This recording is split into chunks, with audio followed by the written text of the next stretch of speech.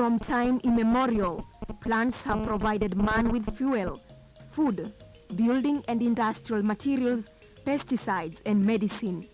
It remains unclear, however, how man discovered edible and medicinal plants.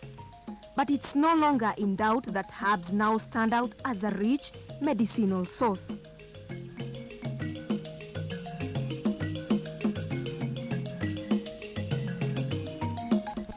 The School of Alternative Medicine and Technology, Samtech, is about the only one of its kind in East and Central Africa. The Samtech chain of herbal clinics are also to be found in Nairobi, Nyahururu, Meru, Kericho, Mombasa, Kisumu and Malaba, among other towns. From when it was started at Karate Kinangop in 1974, Samtech, then known as Karate Rural Service Center, has come a long way.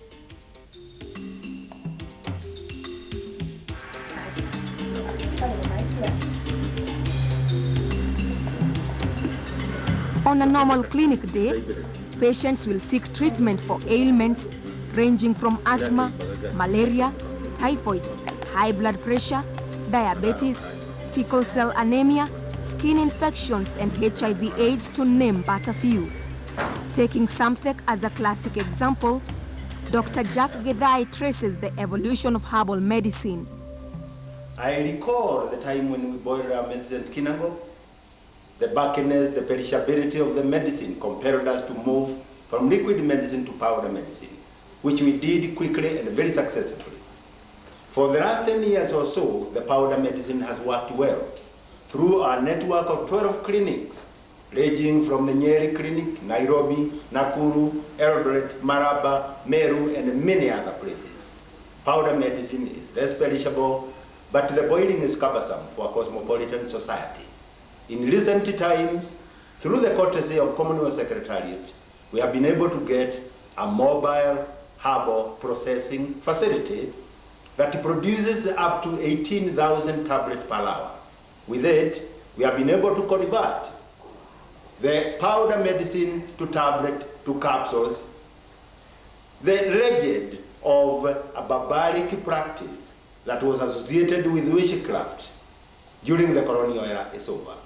We are talking about modern herbal practice that entails usage of safe, broad-spectrum medicine that is much more affordable than the imported drugs, much safer because it has less toxicity, but a medicine that makes Kenya and the Kenyan more self-sufficient. Samtech's stand at the fair was an apt reflection of the institution's goals and aspirations.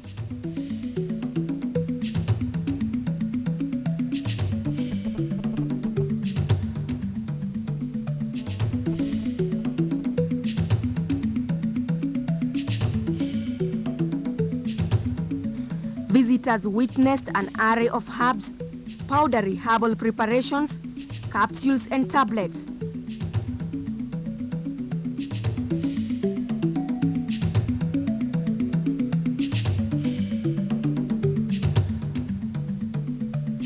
There were accompanying notes on the major diseases and conditions cured or suppressed through the use of herbs.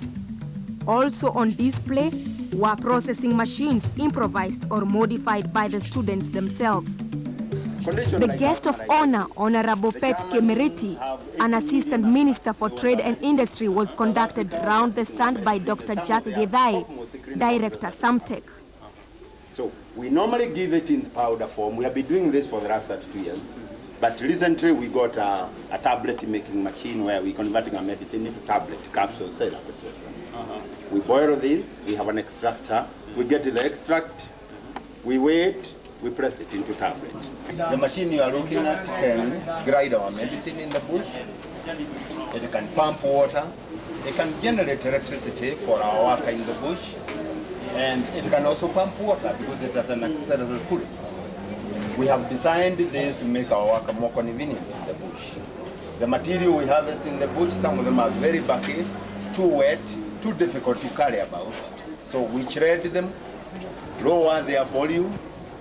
We dry them in the bush to lower their weight. That way, we can carry a lot more in a very fresh format to our factory for processing into the powder, tablet, or capsules. Herbal formulations are exclusively gathered from plant material. Indigenous herbal materials include bark, roots, seeds of wild plants, weeds, and many others. The harvesting, processing, and storage of herbs may affect their medical potency.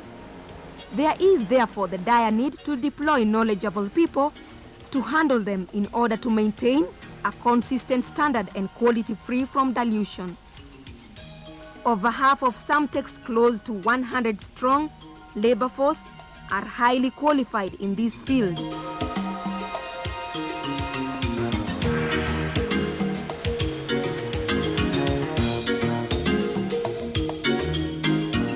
Herbal gathering is often a long and tedious process.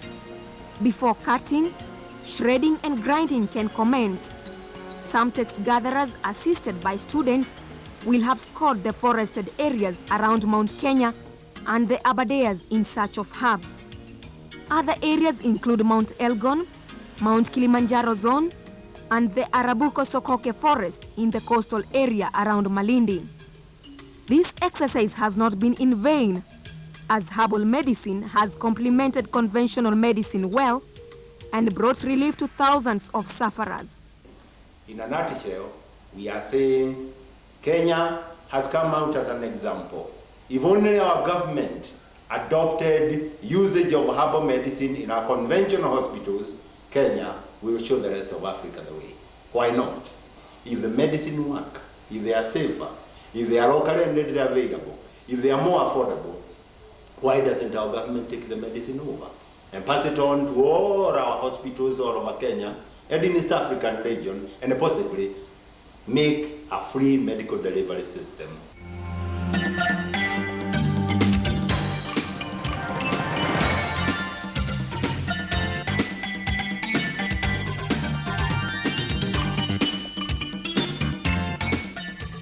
For close to 30 years, the Karate Rural Service Center, now part of the larger Samtech network, has dispensed medicine in the form of powder. Unlike the boiled preparations, which are highly perishable and can go stale before completion of the dosage, powder is more convenient to use, in that it can be boiled at home and drunk instantly.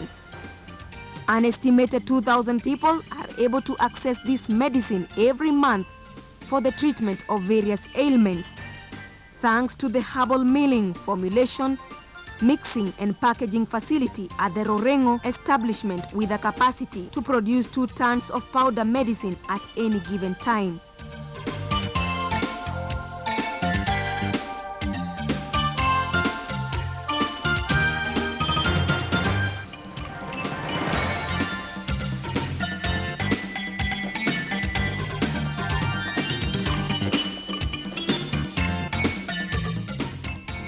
Much as the merits of powder medicine look encouraging when compared to the earlier modes of herbal prescriptions, they pale when weighed against the dictates of modern-day lifestyles.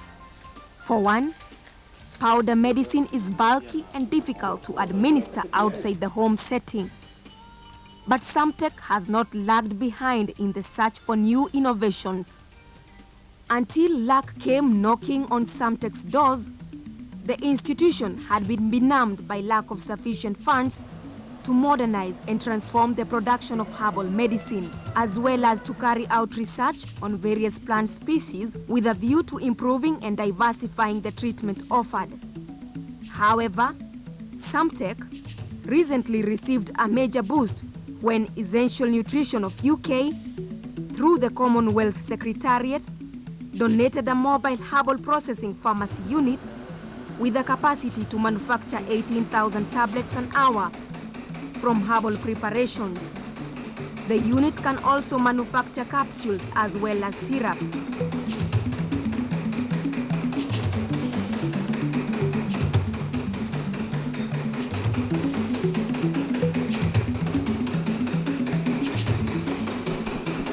This unit will also be utilized for the training of pharmacists, herbal providers, and other personnel in modern herbal medicine production techniques in the entire Comesa region. Once production is in full gear, Samtech will slowly but gradually phase out powder medicine. What's more, the entire field of herbal medicine in the East Africa region is set to benefit as herbalists will submit their medicine for validation and certification after scrutiny. Efficacy will also improve as prescription will be more like the case with conventional medicine. The unit was donated to Samtech in recognition of its immense contribution to the field of herbal medicine in the African continent. Every tablet has its specific weight. And for every type of medicine, we have specific formulation. After the tablets are done, we have to take at least 10 or 100, weigh them, determine if they came to the weight you had predetermined, and that way decide on whether the dosage is right or not. You decide on whether the dosage will be 1 tablet, 2 tablets, or 3 tablets. Quality control is very, very crucial. After the quality control work is over, we package our medicine and we deliver them to our consumers, our own clinic, pharmacies, and some colleague doctors who use our product. Being a member of the World Health Organization's Expert Committee on Traditional Medicine, as well as the membership of several other renowned local and international bodies, Dr. Jack Githae knows only too well that herbal practice cannot thrive without government support.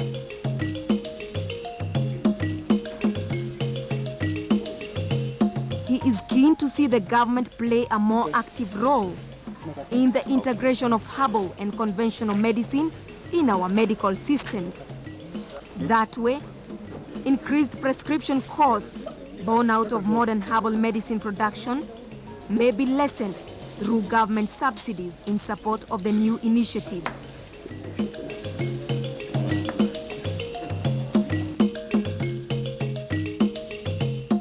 We have been able to prove that modern training approaches can turn out traditional healers.